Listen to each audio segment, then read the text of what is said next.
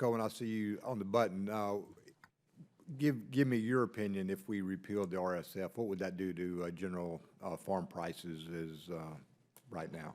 They're low already, the commodity prices. What would the total repeal of the RFS do to the? That's a question for yes, sir. For myself. That's how you wanted to answer. Yeah, sure. Well, if you repeal the RFS, you're taking away a value-added agriculture market for the agricultural community, and so I think the fundamental premise of the RFS is that we have enough corn and we have as many farms and as much agricultural product to do more than just one thing, and that's to feed animals, that we can make bioplastics out of them, we can make fuel, we can make a number of different things. If you ask the agricultural community, they don't feel like they should be in the box of only producing food, and I think low corn prices today bear that out.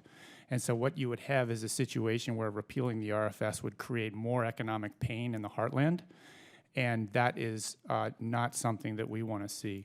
In terms of clarifying the jobs part of this, I represent the advanced biofuels industry, and I think what's at stake here, even though the debate that the oil industry tries to have this conversation around is about corn ethanol, what's at stake is the advanced biofuels part of the RFS. And so if the thesis is that we're not going to lose corn ethanol by repealing the RFS, my feeling isn't that what we're talking about? We're talking about innovation here.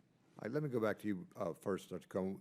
In view that we have RFS standards now, what's your opinion? Why are corn prices so low now?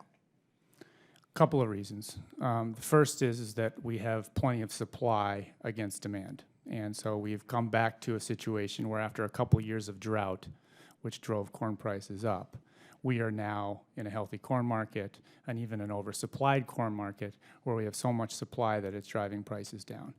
The second reason is if you look at the correlation analysis of corn prices and oil prices, you will see very, very strong correlation because oil is a primary input for agricultural commodity production, and also it is a huge driver in terms of futures trading, et cetera.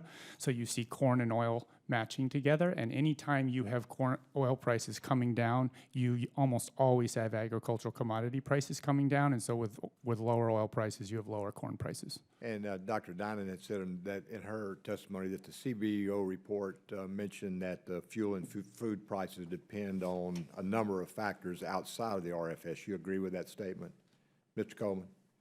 Yes, I mean, oil is the primary driver, and I should note about the CBO report, and this, I believe the doctor did not set the program confines, but it did not analyze the economic benefits of reducing petroleum dependence in that report, and that's a little bit like looking at the economic benefits of a jobs program and not looking at the economic benefits of jobs creation. And so we have a problem with that report, and we think that needs to be fixed. So I think if you look at the actual central point of the RFS, which is to reduce petroleum dependence, if we add that into the equation, the economic benefits of the RFS would be astounding. Thank you, Mr. Chairman. I'll yield back.